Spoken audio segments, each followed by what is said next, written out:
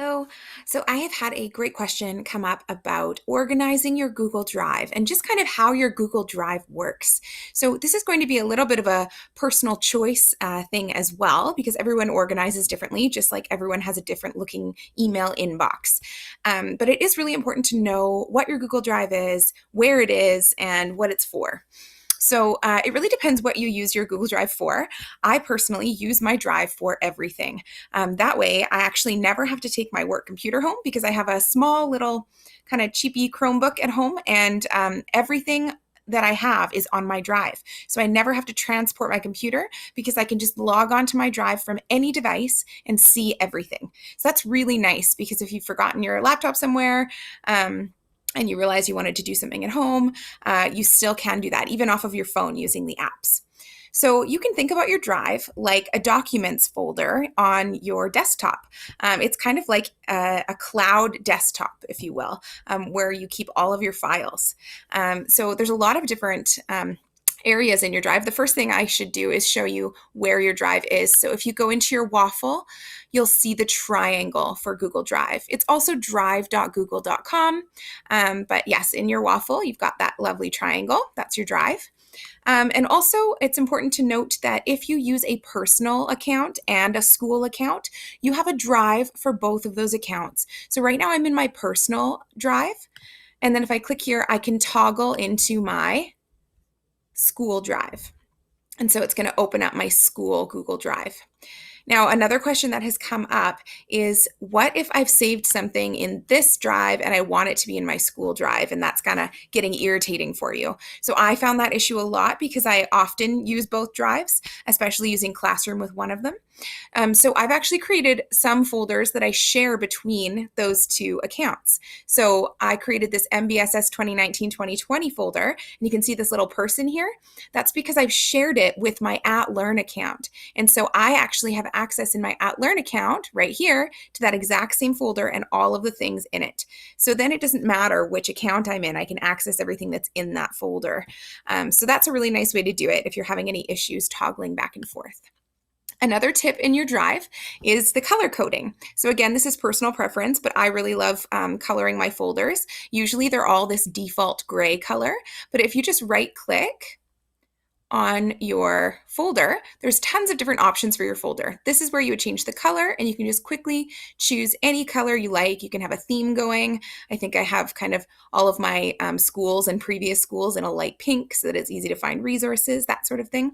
You can also rename your folder whenever you like. You can move the folder to other places. You can add it to starred, which just puts it in this kind of starred area over here on the left. So it's like really quick access if you have so many folders that you have trouble finding things. And then there's a few other ways you can share an entire folder with people. You can get a link to share the entire folder, and you can actually download the entire folder to your computer if you'd rather have it on your device. I also have another video on how to get Google Drive on your desktop on your school computer. So feel free to check out that video as well if you're looking into that. So that's sort of how to do that side of things. Now, those are all the options with the folders. How do you create a folder in the first place? You go over to the new area, and it's the first option there, new folder. And then if you want to create a subfolder, there's no button for that. You just need to go into that folder. So let's say I go into my butter folder. This is my baking folder for all of my cupcake bakings, and I have a bunch of subfolders in here. So now that I'm in the butter folder, I would just go new folder, and it would create a subfolder right in here, and you can label all of those again. So it's just like working within documents on your desktop where you have folders within folders within folders. So that's a way to do that. So you can see I've got color coded here, and you can see I only have like 5 items in my Drive that aren't organized in folder. It really helps keep things sane for you so that you don't have a million things floating around.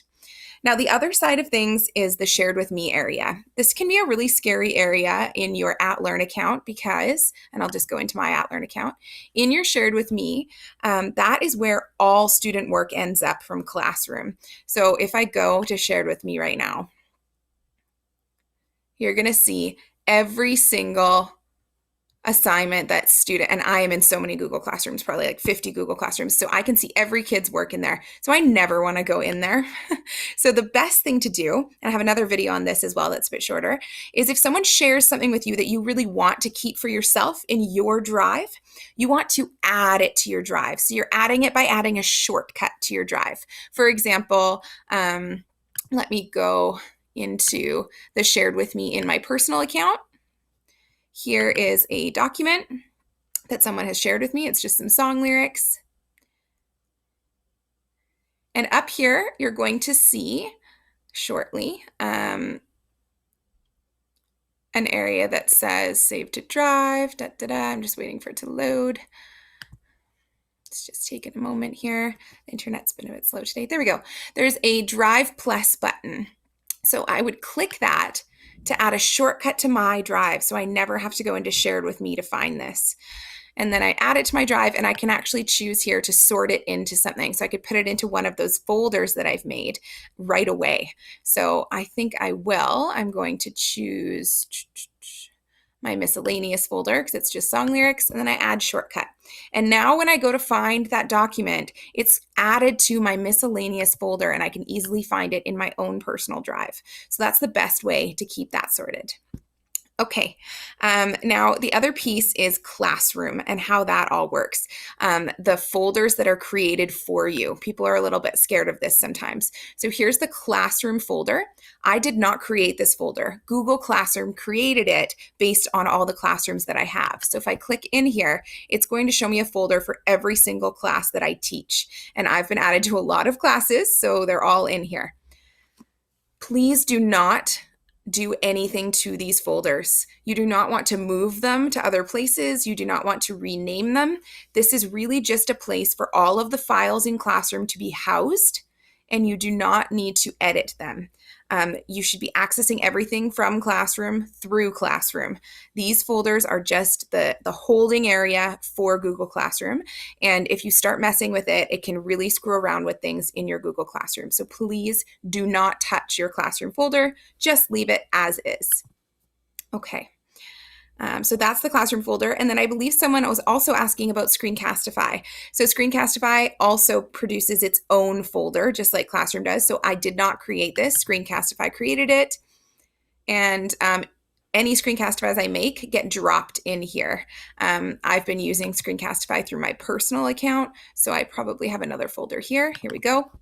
And you'll see all of my Screencastify videos in here that I've been making for Google. And again, these are just produced automatically once you make a Screencastify. So I would just leave them as is. And the best thing to do is to kind of put them where you want them afterwards or make a copy. Okay, so that is a bit of a lengthy but important overview on Google Drive. If any other questions come up, please let me know or comment below the video on anything else that you might be confused on. A couple other quick shortcuts. You can click on the recent button and see what things I've recently accessed if I want to get to the same files as before. Some of you might actually have a recent access area right on top here. You can turn that on or off. I personally don't like it, so I go into settings on my drive. And I've changed some things around there. So you can change the density level of your drive in here, comfortable, cozy, compact. You can check out what those look like. You can make certain things available offline. And here's the suggestion. So I turned this off, your quick access. It makes relevant files handy for you. I found that their choices weren't relevant to me, so I turned it off. So that can be on or off if you'd like. You can also manage notifications and apps right in there. Okay, so this has been a more in-depth look at Google Drive and how to organize it. I hope it was helpful. Feel free to contact with questions.